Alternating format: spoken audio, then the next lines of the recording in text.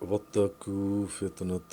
لا تصيبن الذين ظلموا منكم خاصة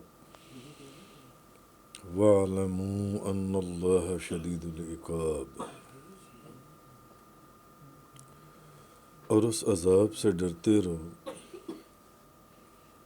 جو صرف انہی لوگوں کو نہیں پہنچے گا جو تم میں سے ظالم ہیں،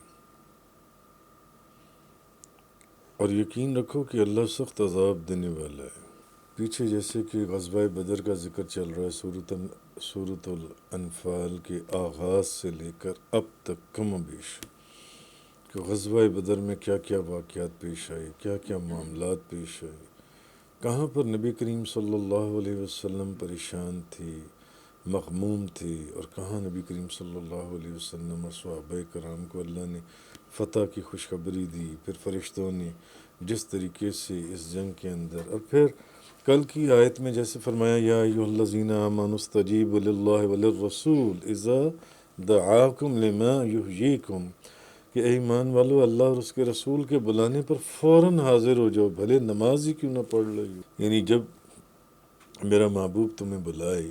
تو اس کے بلانے کی طرف، اس چیز کی طرف جس میں تمہارے لیے حیات آفرین ہو، جو تمہارے لیے ان کا بلانا، تو یہ یقین رکھو کہ انسان اور اس کے دل کے درمیان جو ان سے وہ اللہ حائل ہے، اور بے شک تم اسی کی طرف اکٹھے کیے جاؤ گے۔ تو کل یہاں پر بیان مکمل ہوا تھا۔ اب آگے فرمایا وَاتَّقُوا فِتْنَةً لَا تُصِيبَنَّ الَّذِينَ ظَلَمُوا مِنْكُمْ خَاصَّةً وَاعْلَمُوا أَنَّ اللَّهَ شَدِيدُ الْعِقَابِ۔ اب نبی کریم صلی اللہ علیہ وسلم کی زوجہ حضرت زینب بنت جحش رضی اللہ تعالیٰ عنہ، وہ بیان کرتی ہیں کہ ایک دن نبی کریم صلی اللہ علیہ وسلم گھبرائے ہوئے باہر نکلے تو آپ کا چہرہ مبارک سرخ ہو رہا تھا۔ نبی کریم صلی اللہ علیہ وسلم کا چہرہ انور سرخ ہو رہا تھا، تو آپ فرما رہے تھے عرب والوں کے لیے اس شر سے ہلاکت ہو جو قریب آ پہنچا۔ اب وہ شر جو قریب آ چکا تو اس سے ہلاکت ہو عرب والوں کے لیے۔ آج کا دن یاجوج ماجوج کے سوراخ کی وجہ سے فتح کر لیا گیا ہے۔ پھر آپ نے انگوٹھے اور انگشت شہادت کو ملا کر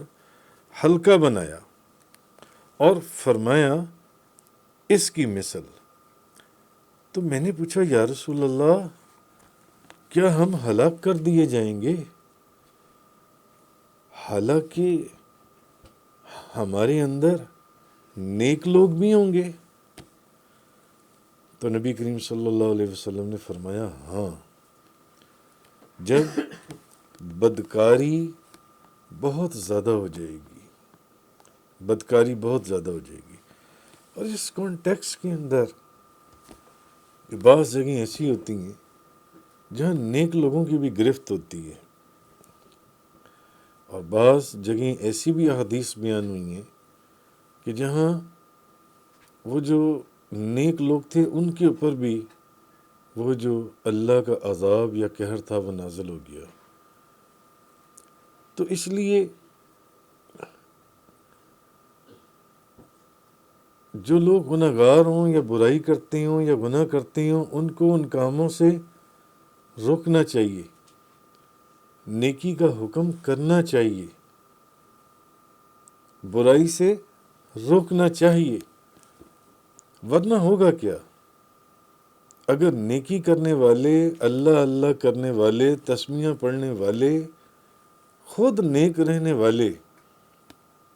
اپنے گھر کے اندر کوئی برائی دیکھ کر، اپنے احباب میں کوئی برائی دیکھ کر، اپنے دوستوں میں کوئی برائی دیکھ کر، رشتہ داروں میں کوئی برائی ان کو نہیں روکیں گے تو پھر جو عذاب ان کے اوپر نازل کیا جائے گا اس عذاب کے اندر یہ بھی لپیٹے جائیں گے، یہ لوگ جن سے ہیں۔ مثلا میں آپ کو بخاری شریف کی ایک حدیث بتاتا ہوں۔ تو آپ کے سامنے اس کا سارا کانٹیکسٹ کلیئر ہو جائے گا۔ حضرت نعمان بن بشیر بیان کرتی ہیں کہ نبی کریم صلی اللہ علیہ وسلم نے فرمایا، اللہ کی حدود قائم کرنے والے اور اللہ کی حدود کی خلاف ورزی کرنے والے، بخاری شریف کی حدیث ہے۔ ترمذی شریف کی حدیث میں ہے کہ اللہ کی حدود نافذ کرنے میں سستی اور نرمی کرنے والے، لیکن بخاری شریف کی حدیث میں ہے کہ اللہ کی حدود کی خلاف ورزی کرنے والے، اللہ کی حدود قائم کرنے والے اور اللہ کی حدود کی خلاف ورزی کرنے والے۔ نبی پاک صلی اللہ علیہ وسلم نے فرمایا، ان کی مثال اس طرح ہے، ایک قوم ہے، اس نے کشتی کے اندر بیٹھنے کے لیے قرآن اندازی کی۔ جیسے بڑے بڑے بحری جہاز ہوتے ہیں، فیریز ہوتی ہیں، کروز ہوتی ہیں، شپس ہوتی ہیں، انہوں نے کشتی میں بیٹھنے کے لیے جب قرآن اندازی کی تو بعض لوگوں کا نام نبی پاک صلی اللہ علیہ وسلم نے فرمایا کہ اب دیکھ لیں آج کے دور میں اس طرح کے کروز اور فیریز موجود ہیں کہ جن کے اندر کئی منزلیں ہوتی ہیں اور وہ سمندر میں چلتی ہیں، کئی 5 اسٹار ہوٹل ان کے اندر موجود ہوتے ہیں۔ تو نبی کریم صلی اللہ علیہ وسلم نے فرمایا کہ ایک قوم نے اس کشتی کے اندر، اس جہاز، بحری جہاز میں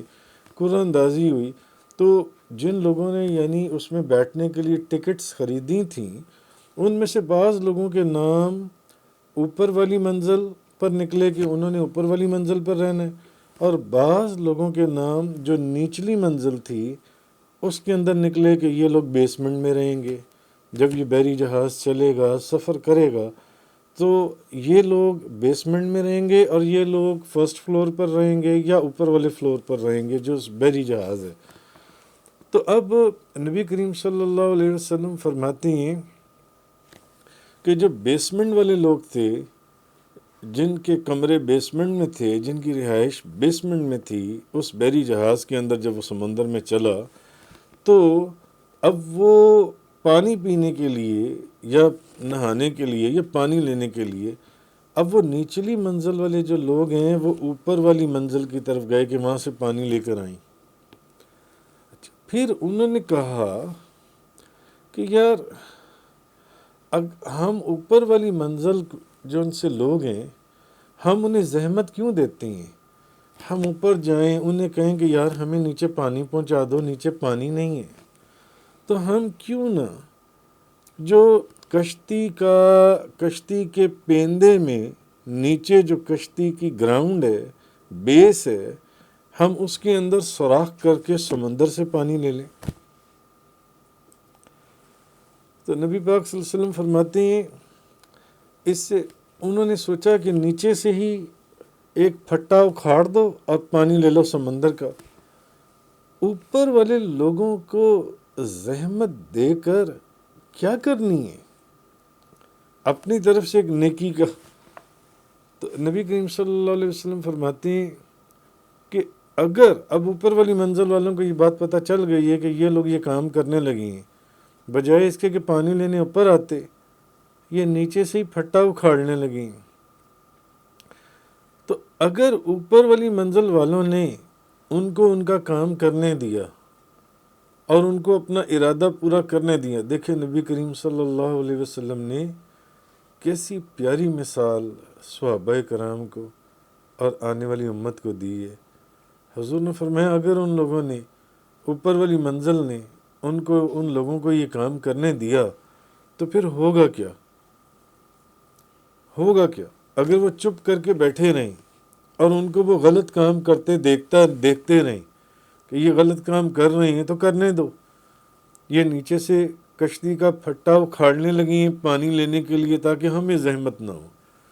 لینے دو ان کو پانی، یہ جو غلط کام کر رہے ہیں ان کو کرنے دو، تو ہوگا کیا؟ وہ جس نے وہ غلط کام کیا ہے صرف وہ ڈوبے گا، اوپر والے بھی ڈوب جائیں گے، جنہوں نے وہ غلط کام نہیں کیا وہ بھی ڈوب جائیں گے۔ جب بحری جہاز ڈوبے گا، وہ کشتی ڈوبے گی تو وہ بھی ڈوب جائیں گے، سب ڈوب جائیں گے۔ تو اور اگر انہوں نے ان کے ہاتھوں کو روکا،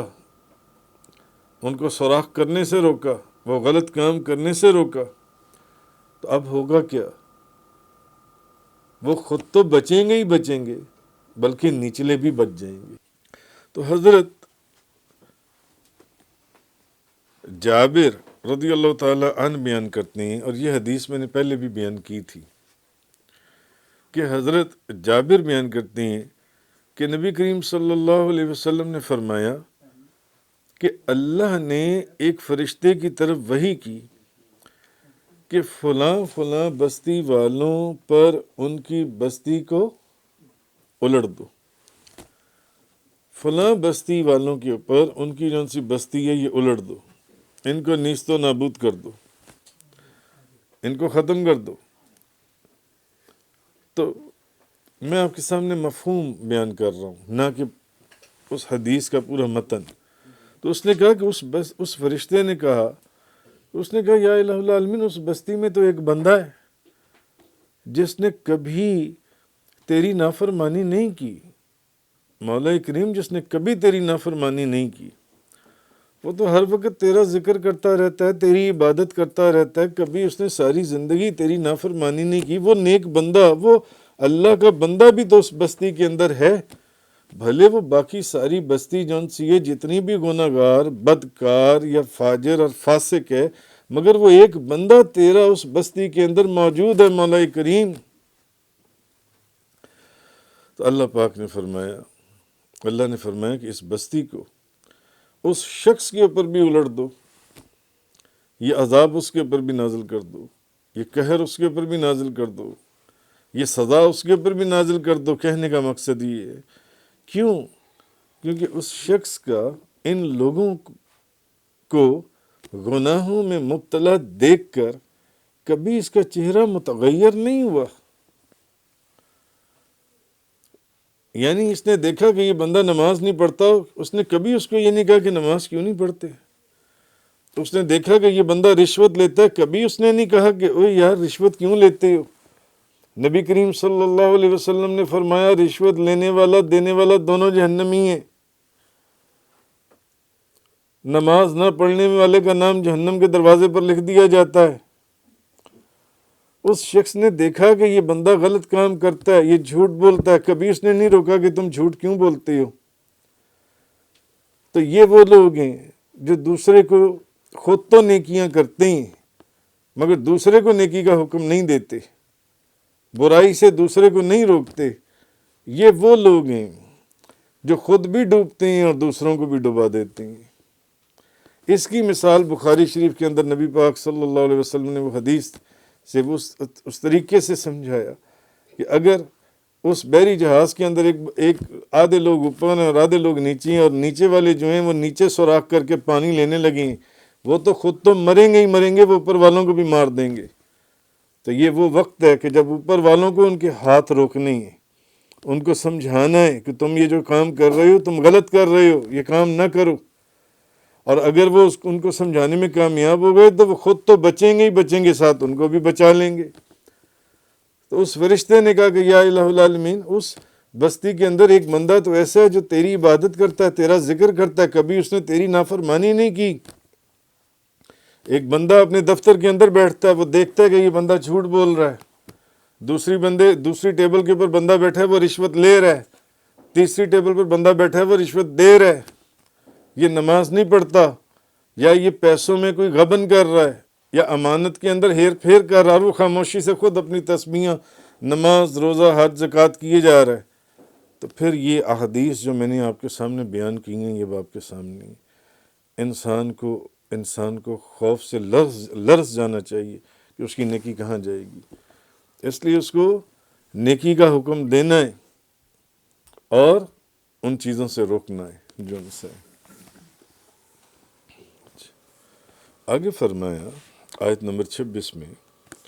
وَاذْكُرُوا إِذْ أَنْتُمْ قَلِيلٌ مُسْتَضْعَفُونَ فِي الْأَرْضِ تَخَافُونَ أَنْ يَتَخَطَّفَكُمُ النَّاسُ فَآوَاكُمْ وَأَيَّدَكُمْ بِنَصْرِهِ وَرَزَقَكُمْ مِنَ الطَّيِّبَاتِ لَعَلَّكُمْ تَشْكُرُونَ۔ اور یاد کرو جب تم تعداد میں کم تھے، اللہ پاک فرما رہے یاد کرو جب تم تعداد میں کم تھے، جنگ بدر کا ہی واقعہ جو پیچھے چل رہا ہے شروع آغاز صورت سے ابھی تک کم و بیش، تو اسی کو دیکھ لیں گے. ادھر کتنے تھے؟ 313. اور ادھر کتنی عظیم لشکر تھا، عظیم لشکر تھا جن سے کافروں کا. جن سے یاد کرو جب تم تعداد میں تھوڑے تھے، زمین میں کمزور سمجھے جاتے تھے، تم ڈرتے رہتے تھے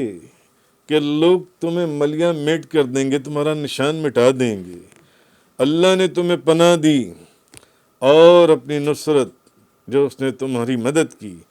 اپنی مدد سے تمہیں قوت عطا کی، اور پھر پاک چیزوں سے اس نے تمہیں روزی عطا کی تاکہ تم شکر ادا کرو اللہ تعالیٰ کا. اب اس آیت کے اندر یعنی نبی کریم صلی اللہ علیہ وسلم کی اللہ تعالیٰ یہ چیز مسلمانوں کو بتا رہے کہ نبی کریم صلی اللہ علیہ وسلم، کیونکہ جنگ بدر کے اندر کیا ہوتا رہا آپ نے ساری واقعات پیچھے کم و بیش آپ لوگوں نے دیکھی ہیں اور آپ لوگوں نے سمجھی ہیں کہ کس طریقے سے وہ سارے معاملات جو ان سے چلے، کہاں جو بھی تکلیف آئی، پریشانی آئی، لیکن فتح اللہ تعالیٰ نے مسلمانوں کو، صحابہ کرام کو عطا فرمائی. پھر یہ وہ واحد جنگ ہے جس کے اندر فرشتوں نے مسلمانوں کے ساتھ شانہ بشانہ انہوں نے قتال کیا جن سے. اور پھر یعنی بندہ نظر نہیں آتا تھا مگر سر کٹ کے گر جاتا تھا، بندہ نظر نہیں آتا تھا مگر کافر گرا ہوتا تھا، بندہ نظر نہیں آتا تھا مگر اس کافر کو، جیسے وہ صحابی کہتے ہیں، وہ جو بعد میں ایمان لائے، غالباً حضرت عمر فاروق کے دور میں جن کا واقعہ ہوا تھا کہ مجھے ایک بندہ جو زمین اور آسمان کے درمیان میں تھا جنگ بدر کے اندر، اس نے مجھے رسیوں سے باندھ دیا. جب اب حضرت عبد الرحمن بن عوف نے غالباً مجھ سے پوچھا کہ بھی تجھے کس نے باندھا، تو میں نے کہا میں نے نہیں بتایا. تو نبی پاک صلی اللہ علیہ وسلم نے فرمایا اس کو ایک فرشتے نے باندھا ہے. اور پھر اس دور میں انہوں نے وہ سارا واقعہ بتایا جو تھا جب وہ ایمان لے آئے. اس وقت تو وہ کافر تھا. تو کہنے کا مقصد یہ ہے کہ اب جیسے جنگ بدر کو ہی دیکھ لیں. اب اس آیت کے اندر اللہ تعالیٰ فرمانی یاد کرو جب تم تعداد میں کم تھے اور زمین میں کمزور تھے، اور پھر تم ڈرتے تھے کہ کہیں تمہارا نام و نشان نہ مٹا دیا جائے، تو اللہ نے تمہیں پناہ دی اور اپنی مدد سے تمہیں قوت عطا کی، تمہیں طاقت دی، پاک چیزوں سے تمہیں روزی دی. تو اب نبی کریم صلی اللہ علیہ وسلم کے تشریف آوری سے پہلے، بعثت سے پہلے، یہ لوگ تعداد اور قوت میں بھی بہت کم تھے، مگر نبی پاک صلی اللہ علیہ وسلم کے ظہور کے بعد ان کو بہت قوت اور غلبہ حاصل ہو گیا. اب جب ان کو قوت اور غلبہ حاصل ہوا تو اب ان کو چاہیے تھا کہ وہ اللہ کی اطاعت کرتے اور اللہ کی نافرمانی سے رکتے. جیسے کہ پچھلی آیت میں فرمایا کہ نافرمان لوگ جون سے خود بھی ڈوبتے ہیں، ساتھ دوسروں کو بھی لے کر ڈوبتے ہیں، جو نافرمان نہ بھی ہوں ان کو بھی لے کر ڈوبتے ہیں. تو اللہ کی نافرمانی سے رکتے. تو اللہ نے فرمایا تمہاری تعداد کم تھی، زمین میں تمہیں کمزور سمجھا جاتا تھا، تم شہروں کے اندر جب ایک شہر سے دوسرے شہر کی طرف سفر کرتے تھے تو تمہیں لٹ جانے کا خطرہ ہوتا تھا، مارے جانے کا خطرہ ہوتا تھا. اللہ تعالیٰ نے تمہیں مکہ مکرمہ سے مدینہ منورہ منتقل کر دیا، تم مدینہ طیبہ میں آ گئے جن سے، اور تم کافروں کے شر سے محفوظ ہو گئے جن سے. پھر اللہ نے تمہاری مدد فرمائی، تمہیں قوت عطا کی، اور جنگ بدر کے اندر 313 ہونے کے باوجود ہزاروں لوگوں کے سامنے کھڑے ہو گئے، اور کیسی وہ کفار جو ذلیل اور رسوا کر دیے گئے، کیسی ہیبت ناک وہ شکست تھی جو کافروں کو دی گئی جن سی ہے. تو اس لیے پھر اللہ نے تمہیں پاک چیزوں سے روزی دی، تمہارے لیے مال غنیمت کو حلال کر دیا جو تم سے پہلے کبھی کسی امت کے اندر مال غنیمت جون سا وہ حلال نہیں کیا گیا تھا. پہلی امتوں کے لیے مال غنیمت حرام تھا، اس امت کے لیے مال غنیمت حلال کر دیا گیا صدقہ نبی کریم صلی اللہ علیہ وسلم کا، کہ جنگوں کے اندر جو مال غنیمت حاصل ہوگا وہ اللہ اور اس کے رسول کی مدد سے تقسیم کیا جائے گا، ان کی حکم سے تقسیم کیا جائے گا. وہ جس کو جتنا اور جیسے بھی دینا چاہیں گے دیں گے. تو کہنے کا مقصد یہ ہے، ایک چیز جو اصل ہے وہ یہ کہ جیسے کہ قرآن کریم میں وَمَا أَصَابَكُم مِّن مُّصِيبَةٍ فَبِمَا كَسَبَتْ أَيْدِيكُمْ وَيَعْفُو عَن كَثِيرٍ، اور تمہیں جو بھی مصیبت پہنچتی ہے، ایک بات یاد رکھ لیں کہ تمہیں جو بھی مصیبت پہنچتی ہے، اللہ پاک نے قرآن میں یہ فیصلہ کر دیا، وہ تمہارے اپنے کرتوتوں کا سبب ہے۔ یہ تمہارے کرتوت تمہارے آگے آتے ہیں۔ جو بھی تمہیں مصیبت پہنچتی ہے، جو بھی تمہیں تکلیف پہنچتی ہے، جو بھی تمہیں پریشانی پہنچتی ہے، یہ فقط تمہارے کرتوت ہیں، جو کرتوت تم کرتے ہو۔ بظاہر تم لوگوں کے سامنے جیسے مرضی بنے ہوئے ہو، تو فرمایا تمہارے کرتوت ہیں۔ وما صابکم من مصیبہ فبما کسبت ایدیکم ویعفو عن کثیر۔ جو مصیبت بھی تم پر پہنچتی ہے وہ تمہاری کرتوتوں کے سبب پہنچتی ہے،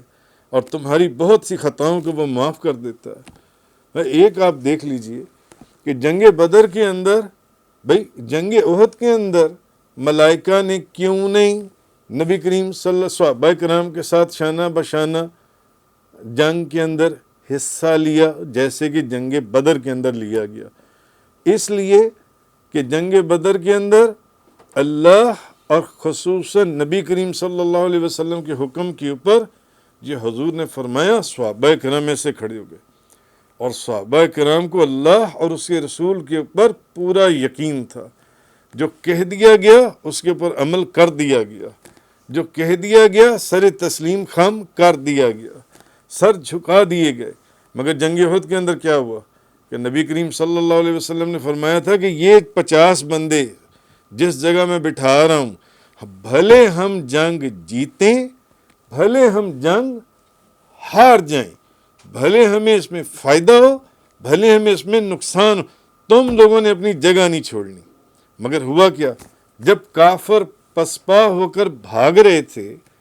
تو اس وقت انہوں نے کہا کہ ہم جنگ جیت گئے، اور انہوں نے اپنی جگہ چھوڑ دی، اور ان کو اپنی جگہ نہیں چھوڑنی چاہیے تھی۔ نبی پاک صلی اللہ علیہ وسلم نے فرمایا تھا بھلے ہم جنگ جیتیں، بھلے ہم ہاریں، بھی طریقت کا، شریعت اپنی جگہ۔ طریقت کا ایک نقطہ حضور نے سمجھایا تھا کہ جو تمہیں کہہ رہا ہوں اس کے اوپر عمل کرنا، یہ مت دیکھنا کہ فائدہ کیا اور نقصان کیا ہے۔ جب میں نے تمہیں کہہ دیا کہ یہاں بیٹھ جاؤ تو پھر بیٹھ جاؤ وہاں پر، وہاں سے ہلنا نہیں ہے۔ اب جب حضور نے فرمایا جنگ بدر احد کے اندر بیٹھ جاؤ اور وہ نہیں بیٹھے تو پھر ہوا کیا؟ پھر نقصان ہوا، اور ایسا نقصان ہوا کہ حالانکہ جنگ بدر میں تو کوئی نقصان، جنگ بدر میں کیوں نہیں نقصان ہوا؟ حالانکہ جنگ بدر میں تو نہ کوئی تلوار تھی، نہ کوئی نیزے تھے، نہ کوئی گھوڑے تھے، نہ کوئی اونٹ تھے، اور صرف 300 لوگ تھے، اور ادھر 1000 لوگ تھے، کم و بیش جو بھی تھے۔ پھر بھی ادھر فتح ہوئی، اور کیسی عظیم فتح حاصل ہوئی جس کا ذکر آج بھی کتابوں کے اندر اور قرآن اور حدیثوں اور دوسری ملکوں کی کتاب۔ تو فرمایا یہ وما اصابکم من مصیبہ، تمہیں جو بھی مصیبت پہنچتی ہے فبما کسبت ایدیکم، وہ تمہارے ہی کرتوتوں کے سبب ہے۔ جو تم کرتے ہو نا، انہی کرتوتوں کا سبب تمہیں وہ مصیبت پہنچتی ہے۔ ہاں، وَيَعْفُو عَنْ كَثِيرٍ، اور تمہاری بہت سی خطاؤں کو وہ معاف کر دیتا ہے۔ اب اندلس کے اندر مفسرین فرماتی ہیں کہ 800 سالہ حکومت کرنے کے بعد وہاں نہ صرف یہ کہ مسلمانوں کے ہاتھوں سے حکومت چلی گئی، بلکہ وہاں مسلمانوں کا ایسا قتل عام کیا گیا کہ صرف ایک ہی صورت میں ان کا بچاؤ تھا کہ بس وہ عیسائی بن جائیں تو زندہ رہ سکتی ہیں۔ اگر عیسائی نہیں بنیں گے تو پھر ان کو قتل کر دیا جائے گا، ان کو ختم کر دیا جائے گا۔ اور آج بھی وہاں پر صرف مسلمانوں کی بڑی چھوٹی سی مقدار جو سی ہے، وہ قلیل مقدار وہاں پر موجود ہے۔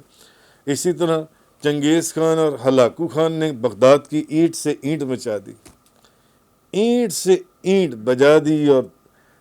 جو مسلمانوں کو نقصان پہنچایا۔ پھر آپ رشین سٹیٹس کو دیکھ لیں، ازبکستان، ترکمانستان، کرگستان، تاجکستان اور ترکمانستان اور بے شمار سٹیٹس، یا رشیا سارا دیکھ لیں۔ اس کے اندر مسلمانوں کا کیا، یہیں سے حضرت امام بخاری، میں ان کے روضے سے ہو کر آیا، یہیں حضرت امام ترمذی، یہیں حضرت حکیم ترمذی،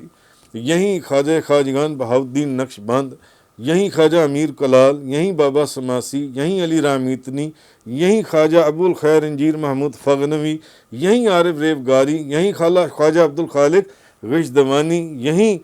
خواجہ حضرت مولانا یعقوب چرخی، خواجہ زاہد بخشی، یہیں پر بے شمار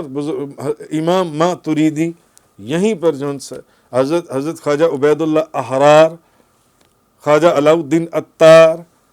حضرت خواجہ درویش محمد، خواجہ مولانا مکنگی، امام بخاری، امام ترمذی، یہ سارے انہی رشین اسٹیٹ، میں نے تو چند نام آپ کو بتائے، میں ان ساری جگہوں سے ہو کر آیا، مگر یہ سارے یہاں پر تھے۔ کیا ہوا؟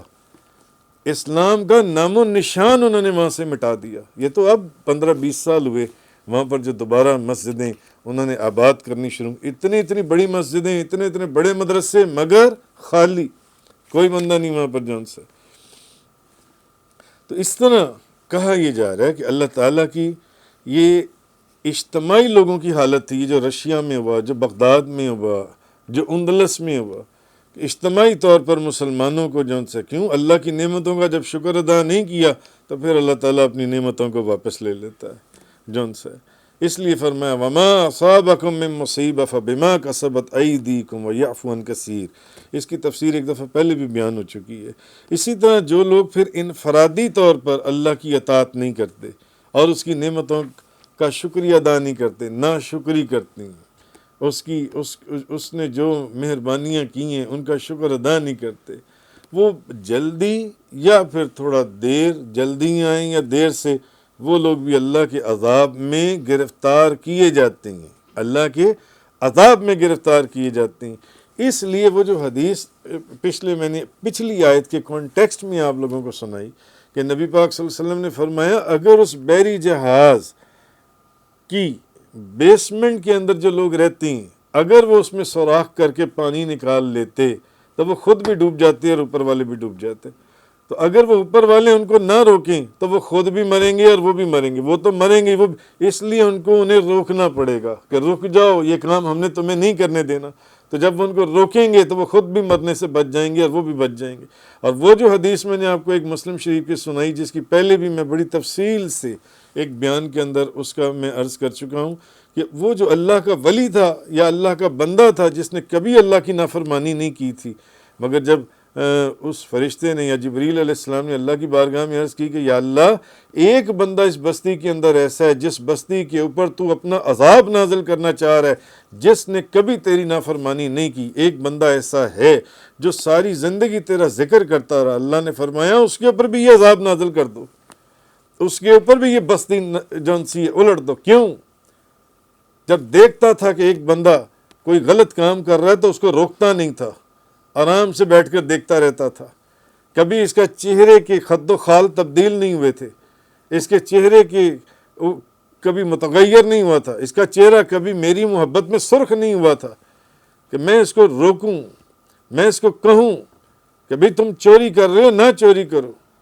تم ڈاکہ ڈال رہے ہو نہ ڈاکہ ڈالو، تم نماز نہیں پڑھتے نماز پڑھا کرو، تم جھوٹ بولتے ہو سچ بولا کرو، تم رشوت لیتے ہو رشوت نہ لیا کرو، مجھے پتہ ہے تم مال کے اندر ہیر پھیر کرتے ہو، یہ ہیر پھیر نہ کیا کرو، تم پورا تولا کرو۔ وہ نہیں منع کرتا تھا، اللہ نے فرمایا اس پر بھی عذاب نازل کر دو جن سے۔ اس لیے نیکی کا حکم کرنا اور برائی سے روکنا، برے کاموں سے روکنا یہ بہت ضروری ہے۔ ہم سمجھتے ہیں کہ اگر ہم نے صرف اللہ کا ذکر کر لیا اور ہم نے کوئی گناہ نہیں کیا تو بس اسی کے اندر نجات ہو جائے گی۔ نہیں، پھر یہ احادیث کہاں جائیں گی؟ نہیں ایسے نجات ہوگی جب تک کہ آپ اپنے ساتھ بیٹھنے والے کو نیکی کا حکم نہیں دیں گے۔ اگر آپ خاموش بیٹھے رہیں گے آپ کو بھی اسی جہنم کی آگ میں جانا پڑے گا، آپ کو دیکھنا پڑے گا۔ ہاں، ماں سوائے یہ کہ وہاں پھر وہ جو فقہا نے لکھا ہے وہ اس کی بھی تفصیل میں پہلے بیان کر چکا ہوں کہ اگر کہ وہ کون سی کنڈیشنز ہیں، پھر وہاں پر دیکھنا پڑے گا کہ یہاں فوراً اگلے کو کہنا ہے، منع کرنا ہے یا نہیں کرنا، کہ کہیں وہاں وہ اگر آپ کو کوئی نقصان نہ پہنچا دے۔ لیکن آپ اپنے گھر کے اندر 10 ایسی برائیاں دیکھتے ہیں، کیا آپ ان کو روکتے ہیں؟ دوستوں کے اندر، اپنے دفتر کے اندر، اپنے کولیگس میں آپ دیکھتے ہیں کہ آپ ان کو روکتے ہیں؟ جب نہیں روکتے تو آپ بھی ان کے اس گناہ میں شامل ہیں۔ اور جس طرح وہ کشتی ان لوگوں کو ڈوبے گی جنہوں نے اس کو نہیں ڈبویا، اسی طرح یہ لوگ بھی اسی طرح ڈوبیں گے جو لوگ بظاہر خود تو گناہ نہیں کرتے مگر گناہ کرنے والوں کو نیکی کا حکم بھی نہیں کرتے۔ تو یہ چیز اللہ پاک نے فرمائی وَاتَّقُوا فِتْنَةً لَا تُصِيبَنَّ الَّذِينَ ظَلَمُوا مِنْكُمْ خَاصَّةً وَاعْلَمُوا أَنَّ اللَّهَ شَدِيدُ الْعِقَابِ۔ آگے فرمایا وَاسْكُرُوا إِذْ أَنْتُمْ قَلِيلٌ مُسْتَضْعَفُونَ فِي الْأَرْضِ تُخَافُونَ أَنْ يَتَخَطَّفَكُمُ النَّاسُ فَآوَاكُمْ وَأَيَّدَكُمْ بِنَصْرِهِ وَرَزَقَكُمْ مِنَ الطَّيِّبَاتِ لَعَلَّكُمْ تَشْكُرُونَ۔ تفسیر قرآن کا یہ لیکچر انگلش میں سننے کے لیے براہ کرم ڈسکرپشن میں موجود لنک پر کلک کریں۔